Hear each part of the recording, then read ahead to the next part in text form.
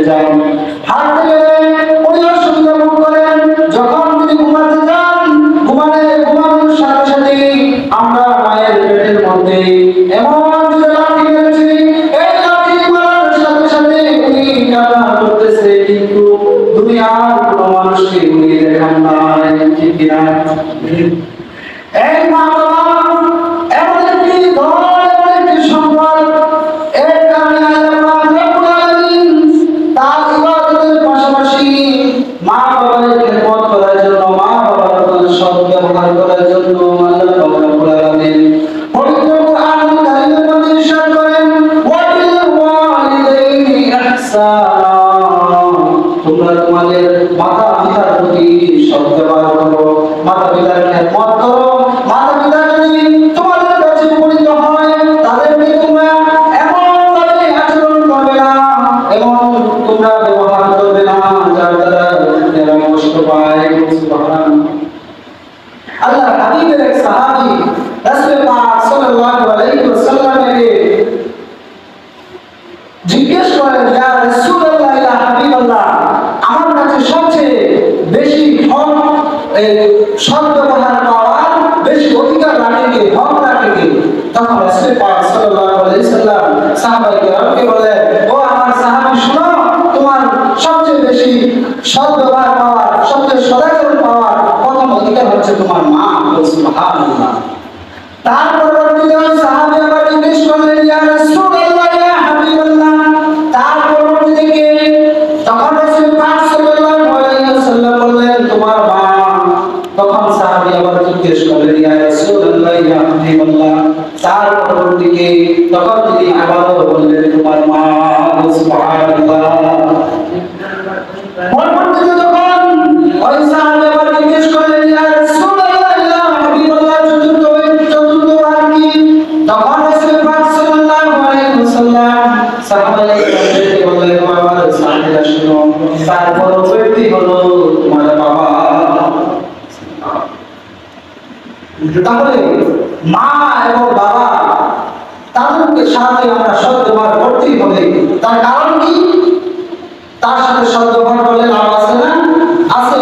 আমরা অনেকেই গরিব মানুষ, আমরা মক্কা মদিনায় হজ করতে যেতে পারি না, আমাদের সেই তৌফিক নাই, কিন্তু হাদিস শরীফের মধ্যে রাসূল পাক সাল্লাল্লাহু আলাইহি ওয়াসাল্লাম ইরশাদ করেন, ও আমার সাহাবীরা শুনো, তোমাদের যাদের ঘরে আব্বা আম্মা এই দুনিয়ার বুকে বেঁচে আছে, তোমরা যদি তাদের প্রতি নেক নজরে একবার তাকাও, তাহলে আল্লাহ পাক রব্বুল আলামিন তোমার আমলনামার মধ্যে একটি মাকবুল আমলের সওয়াব দান করে দিবেন। সুবহানাল্লাহ। সুবহানাল্লাহ কি আজকে বলবো না করে? সুবহানাল্লাহ। আল্লাহ পাক রব্বুল আলামিন কি নিয়ামত আমাদেরকে দান করেছেন। তখন সাহাবী জিজ্ঞেস করলেন, ইয়া রাসূলুল্লাহ, ইয়া হাবিবাল্লাহ, আমি তো আমার ঘরের মধ্যে থাকি, যদি আমার মায়ের প্রতি আমি 100 বার তাকাই, তাহলে কি আল্লাহ পাক রব্বুল আলামিন আমার আমলনামায় 100 হজের সওয়াব দিবেন কিনা? তখন সাহাবায়ে কেরামদেরকে উদ্দেশ্য করে আল্লাহর প্যারা হাবিব রাসূল পাক সাল্লাল্লাহু আলাইহি ওয়াসাল্লাম বলেন, ও আমার সাহাবী, শুনো শুনো, আল্লাহ পাক রব্বুল আলামিন হচ্ছেন মহান, তিনি তোমাদেরকে কোনো কিছু দিতে কৃপণতা করেন না।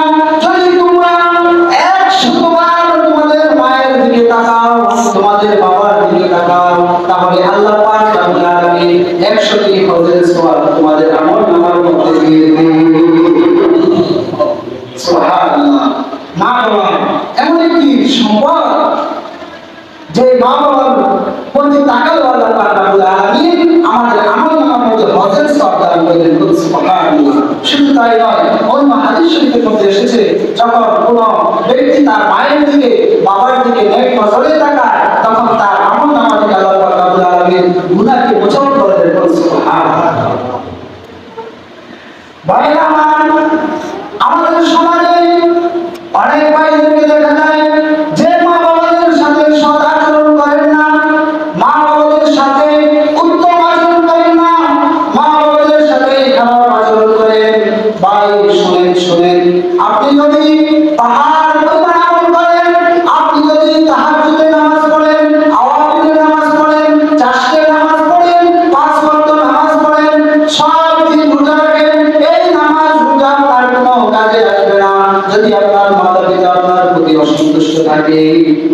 তার প্রমাণ আছে? আছে। তার প্রমাণ হচ্ছে রাসূল পাক সাল্লাল্লাহু আলাইহি ওয়াসাল্লামের একজন সাহাবী, ওনার নাম ছিল হযরত আলকামা। সুবহানাল্লাহ। হযরত আলকামা রাদিয়াল্লাহু তাআলা আনহু তিনি রাসূল পাক সাল্লাল্লাহু আলাইহি ওয়াসাল্লামের একজন জলিলুল কদর সাহাবী। সাহাবীরা কি আমাদের মতো? না, তাদের আমল আমাদের আমল থেকে কোটি কোটি গুণ আরো বেশি ছিল। সুবহানাল্লাহ। আমরা আমল করি সামান্য, কিন্তু সাহাবায়ে কেরামের আমল ছিল পাহাড় সমান। সুবহানাল্লাহ। তেমনি রাসূল পাক সাল্লাল্লাহু আলাইহি ওয়াসাল্লামের একজন সাহাবী হচ্ছেন হযরত আলকামা রাদিয়াল্লাহু তাআলা আনহু। হযরত আলকামা রাদিয়াল্লাহু তাআলা আনহু তিনি মৃত্যু শয্যার মধ্যে শায়িত। ওনাকে ওনার পাশের মধ্যে ওনার পরিবার থেকে কালেমার তাকিদ দিচ্ছেন, কিন্তু ওনার জবান দিয়ে কালেমা বের করতেছে না। ওনাকে ওনার পরিবারের মানুষ সাহাবায়ে কেরামগণকে কালেমার তাকিদ দিচ্ছেন, বলো আলকামা লা ইলাহা ইল্লাল্লাহ, কিন্তু আলকামা রাদিয়াল্লাহু তাআলা এর জবান দ্বারা কি বের হচ্ছে না, কালেমা বের হচ্ছে না। তখন সাহাবায়ে কেরাম রাসূল পাক সাল্লাল্লাহু আলাইহি ওয়াসাল্লামের কাছে গেলেন, গিয়ে বললেন, ইয়া রাসূলুল্লাহ, ইয়া হাবিবাল্লাহ, আপনার একজন প্রিয় সাহাবী, তার নাম হচ্ছে আলকামা, সে আজকে 3 দিন যাবত মৃত্যু যন্ত্রণা ভোগ করতেছে। আমরা কোনোভাবে তার মুখে আমরা কালিমায়ে শাহাদাত আমরা বের করতে পারতেছি না, আমরা কালিমায়ে তাইয়্যিবা বের করতে পারতেছি না। ইয়া রাসূলুল্লাহ, ইয়া হাবিবাল্লাহ, আপনি ওই সাহাবীর কোন কারণে হচ্ছে আপনি আমাদেরকে জানিয়ে দিন, যাতে ওই সাহাবী মৃত্যুবরণ করার সময় সে যেন কালিমা মুসলিম হয়ে মৃত্যুবরণ করে। তখন রাসূল পাক সাল্লাল্লাহু আলাইহি ওয়াসাল্লাম হযরত আলী রাদিয়াল্লাহু তাআলা আনহু এবং আবু হুরায়রা রাদিয়াল্লাহু তাআলা আনহু বললেন, ও আলী, ও আবু হুরায়রা, যাও গিয়ে দেখো আলকামার কি হয়েছে, তোমরা গিয়ে কালিমার তাকিদ দাও। সাহাবায়ে কেরামদের মধ্যে দুজন সাহাবী, জলিলুল কদর সাহাবী, তারা গেলেন, গিয়ে ওনারও কালেমা তাকিদ দিচ্ছে, কিন্তু ওনার মুখ জবান দিয়ে কালেমা বের হচ্ছে না। তখন তারা এসে বললাম, ইয়া রাসূলুল্লাহ, ইয়া হাবিবাল্লাহ, আমরা অনেকবার কালেমা তাকিদ দিলাম, কিন্তু আপনার প্রিয় সাহাবী হযরত আলকামার জবান দ্বারা কোনো কালেমা বের হচ্ছে না গো রাসূল, তাহলে আমরা কিভাবে তার জবান দিয়ে কালিমা বের করব? রাসূল পাক সাল্লাল্লাহু আলাইহি ওয়াসাল্লাম আর বুঝতে পারলেন জীবিত আছে, তাদেরকে বলো আমার কাছে আসার জন্য। সাহাবায়ে কেরাম গেলেন, গিয়ে দেখেন ওনার বৃদ্ধ মা এই দুনিয়ার জমিনের মধ্যে বেঁচে আছেন। সাহাবায়ে কেরাম গিয়ে বললেন, ও আলকামার মা, রাসূল পাক সাল্লাল্লাহু আলাইহি ওয়াসাল্লাম আপনাকে ওনার দরবারে সালাম জানিয়েছেন, আপনি ওনার সাথে দেখা করবেন। সাথে সাথে আলকামার মা ওনার বৃদ্ধ শরীর নিয়ে উনি রাসূল পাক সাল্লাল্লাহু আলাইহি ওয়াসাল্লামের দরবারে চলে আসলেন। এসে বললেন, ইয়া রাসূলুল্লাহ, ইয়া হাবিবাল্লাহ, আপনার জন্য আমার জীবন কুরবান হোক, আপনি আমাকে বলুন কি কারণে আমাকে ডেকেছেন ইয়া রাসূল। তখন রাসূল পাক সাল্লাল্লাহু আলাইহি ওয়াসাল্লাম আলকামার মাকে বললেন, ও আমার আলকামার মা, শুনো, তোমার যে পুত্র আলকামা রয়েছে তার ব্যাপারে তোমার মতামত কি? তখন আলকামার মা বলল, ইয়া রাসূলুল্লাহ, ইয়া হাবিবাল্লাহ, আমার ছেলে অত্যন্ত ভালো, সে 5 ওয়াক্ত নামাজ পড়ে, সে আমি দেখেছি তাহাজ্জুদ পড়তে, আমি দেখেছি বিভিন্ন রকম নফল ইবাদত করতে। তখন রাসূল পাক সাল্লাল্লাহু আলাইহি ওয়াসাল্লাম আলকামার মাকে জিজ্ঞেস করলেন, ও আলকামার মা, তুমি কি তোমার সন্তানের প্রতি কোনোভাবে বেরাজ আছো কিনা? এই কথা বলার সাথে সাথে আলকামার মা কেঁদে দিলেন। সুবহানাল্লাহ। কেঁদে কেঁদে বলেন, ইয়া রাসূলুল্লাহ, ইয়া হাবিবাল্লাহ, এই কথা আপনি বলবেন না। আলকামা নামাজ পড়তো, রোজা রাখতো, তাসবিহ তাহলিল করতো, কিন্তু সে তার বউয়ের কথায় আমার সাথে কখনো ভালো আচরণ করে নাই।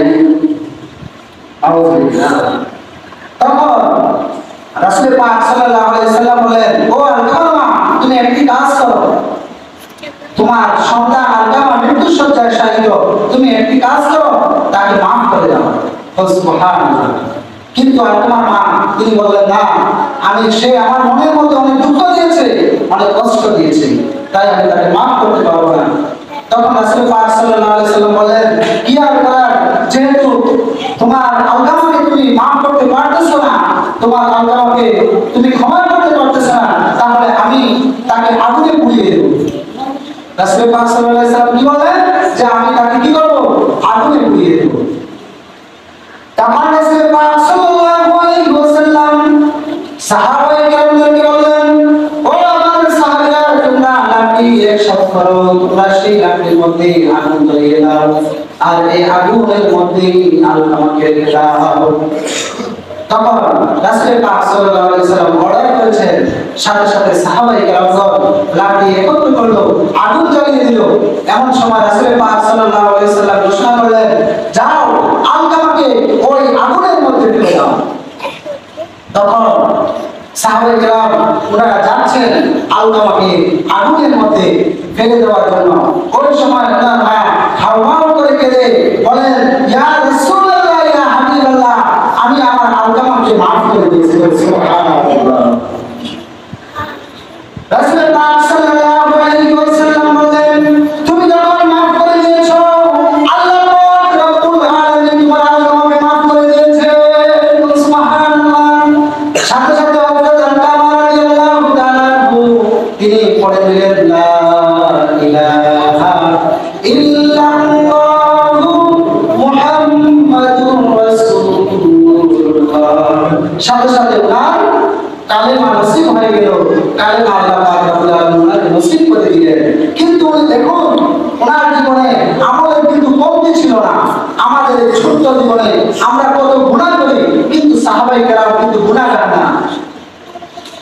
তারা যদিও গুনাহ করেছেন, সাথে সাথে তাওবা করে তারা আল্লাহ পাক রব্বুল আলামিনের কাছ থেকে মাফ নিয়ে নিয়েছেন। কিন্তু সামান্য ওনার মা বাবা মায়ের মনে কষ্ট দিয়েছিলেন, কিন্তু ওনার যত আমল ছিল এই আমল ওনার কাজে আসে নাই। ওনার কালেমা নসিব হচ্ছে না, তার কারণ কি? কারণ হচ্ছে ওনার মাকে উনি কষ্ট দিয়েছে। আজকাল আমাদের সমাজের মধ্যে দেখা যায় অনেক ভাইরা আছে, যখন বিয়ের আগে মা বাবার অনেক খেদমত করে, কিন্তু যখন বিয়ে হয়ে যায় তখন মা বাবাকে দেখতে পারে না, বউয়ের কথায় মা বাবার খেদমত করে না, মাকে ঘর থেকে বের করে দেয়। আছে না? অনেক আছে। আপনি আপনার সমাজের মধ্যেও দেখতে পারবেন, সমাজের মধ্যে এমনও মানুষ আছে যে বউয়ের কথায় মা বাবাকে পৃথক করে দেয়। বৃদ্ধ মা, উনি কোনো কিছু করতে পারেন না, উনি ঠিক মতো রান্না করতে পারেন না, উনি খাইতে পারেন না, কিন্তু ওই মাকে আলাদা করে দেয়। কিন্তু ভাই, একজন সাহাবী উনি কিন্তু মাফ পান নাই। আর আপনি আমি তো সাধারণ মানুষ। আপনি আমি যদি মায়ের সাথে বাবার সাথে বেয়াদবি করি, মায়ের সাথে বাবার সাথে আমরা যদি খারাপ আচরণ করি, তাহলে আমাদের অবস্থা কি হবে? এখনো সময় আছে। আমরা যারা এইরকম করেছি, আমরা আজকে আমার মায়ের পায়ের কাছে যাই, গিয়ে বলি, ও মা, ও বাবা, আপনি আমাকে ক্ষমা করে দিন, যা করেছি। দেখবেন মা বাবা হচ্ছে দয়ার সাগর, ঠিক না? সন্তান যতই অপরাধ করো, যখন মায়ের কাছে চলে যায়, মায়ের কাছে অনুনয় বিনয় করে ক্ষমা চায়, সাথে সাথে মা বাবা মাফ করে দেন। এটা আল্লাহ পাক রব্বুল আলামিন তাদের অন্তরের মধ্যে সৃষ্টি করে দিয়েছেন এই রহমতটা, যাতে সন্তানের প্রতি তারা সবাই হতে পারে।